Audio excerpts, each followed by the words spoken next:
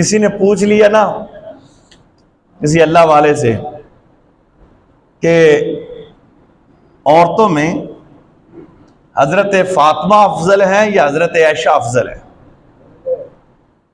اب اندازہ کریں، بعض لوگ سوال بھی ایسا کرتے ہیں کہ عام بندے کو گمراہ کرنے کے لیے، عام بندے کا ایمان، عام بندے کو اسلام سے ہٹانے کے لیے کچھ ایسے سوال ہونا جن کا کوئی مقصد بھی نہیں ہوتا۔ پوچھا کسی بزرگ سے کہ حضرت اماں عائشہ صدیقہ رضی اللہ تعالی عنہ افضل ہے یا حضرت بی بی فاطمہ تو زہرا افضل ہے؟ اگر عام بندے سے سوال کریں گے تو آپ کہیں گے کہ بی بی فاطمہ کا مقام بڑا ہے، لیکن بزرگوں نے کمال کر دیا، فرمایا حضرت فاطمہ تو زہرا بیٹی ہے محمد کی،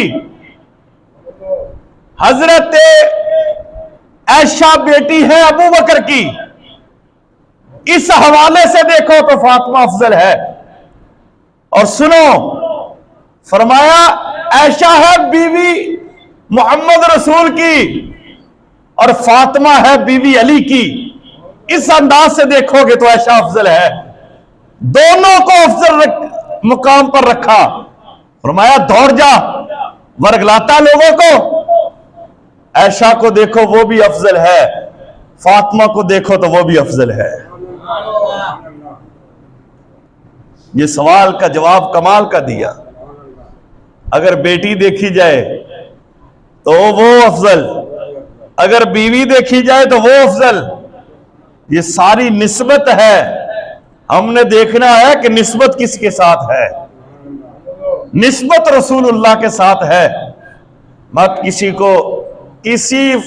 کسی پر فضیلت نہیں، جس کو رسول اللہ نے فضیلت دی بس وہی فضیلت پر ہے، وہی مقام پر ہے، وہی اعلیٰ افضل ہے۔ ہم کسی کی فضیلت کم نہیں کر سکتے، فضیلت بیان کر سکتے ہیں۔ اب اندازہ کریں، تلک رسول فضلنا، قرآن کی آیت ہے، 3 پارہ ہے۔ اللہ فرماتا ہم نے بعض رسولوں کو بعض رسولوں پر فضیلت دی۔ اب یہ تو نہیں کہا کہ ہم نے فلاں کی فضیلت کو کم کر دیا، فلاں کے مرتبے کو کم کر دیا۔ فرمایا نہیں، فضیلت ہے سب کی، لیکن بعض کو بعض پر فضیلت زیادہ دے دی۔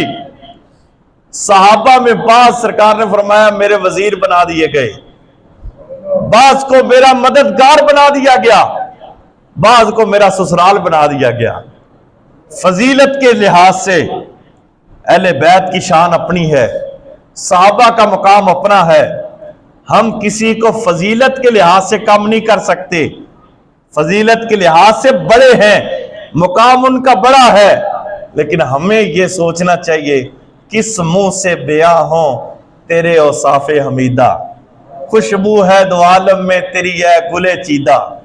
ان کی تو خوشبو ہے پورے جہان میں، ہمارے پاس تو منہ بھی نہیں ایسا ہے، زبان بھی ایسی نہیں ہے کہ ہم ان کی تعریف کر سکیں، ان کا مقام، ان کا مرتبے کو بیان کر سکیں جن کا ذکر اللہ نے بیان کیا ہو، رسول اللہ نے اپنے ساتھ